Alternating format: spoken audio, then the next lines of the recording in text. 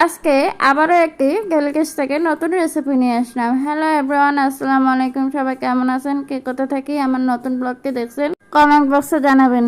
রেসিপিটির নাম হচ্ছে চাল পটল। মাত্র পটল দিয়ে রান্না হবে। প্রথমে দেখতে পাচ্ছেন শিলনোড়ায় জিরা, এলাচ, তেজপাতা এগুলো সব মিহি করে বেটে নিয়ে পটলগুলো এভাবে কেটে নিতে হবে। তারপর এই তো যা যা উপকরণ লাগবে সেগুলো দেখিয়ে দিলাম। চুলায় প্রথমে প্যান বসিয়ে দিলাম। তেলটা গরম হলে একটু লবণ জাস্ট চিকন দেওয়ার জন্য পেঁয়াজের বেরেস্তাটা অনেক সুন্দর কালার আসে এবং ক্রিস্পি হয়ে থাকে অনেকক্ষণ পর্যন্ত। পেঁয়াজের বেরেস্তা খেতে আমার কিন্তু খুব মজা লাগে, একটু খেয়েও নিয়েছি। কার কার পেঁয়াজের বেরেস্তা খেতে ভালো লাগে একটু জানাবেন। পেঁয়াজের বেরেস্তাগুলো তুলে নিয়ে একে একে ওই তেলে পটলগুলো দিয়ে দিলাম। পটলগুলো দিয়ে জাস্ট একটু সামান্য লবণ দিলাম, দিয়ে একটু ভেজে নিলাম। এই যে হালকা হালকা করে ভেজে নিয়ে তুলে নিলাম।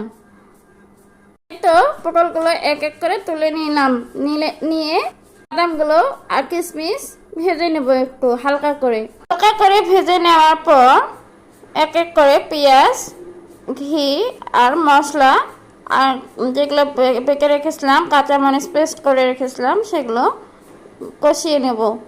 কষিয়ে নেওয়ার পর পোলাওয়ের চালটা দিয়ে দেব, দিয়ে আর একটু ভেজে নেব। পোলাওয়ের চালটা যেরকম করে রান্না করা হয় সেরকম করে রান্না করতে হবে। আচ্ছা, আপনারা কি পটল দিয়ে পোলাও রান্না করে খেয়েছেন কখনো?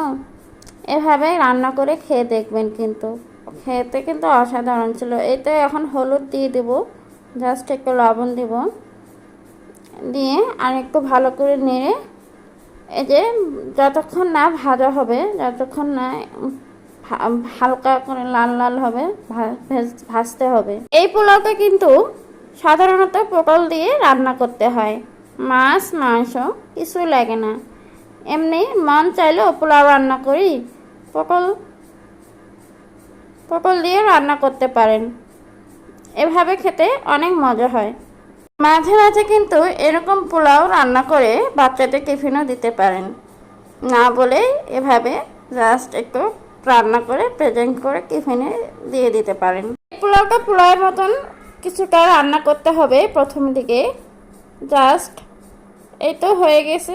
পটলগুলো ভাজতে ভাজতে আমি অন্যমনস্ক হয়ে গেছিলাম, তাই একটু পড়ে গেছে। আপনারা সাবধানে পটলগুলো ভাজবেন। এই তো পানিটা দিয়ে দিলাম, পানিটা দিয়ে পরিমাণ মতো দিয়ে এখন সিদ্ধ করতে দেবো। বেরেস্তাও একটু উপর দিয়ে ছড়িয়ে দেবো। এই তো কাঁচামরিচ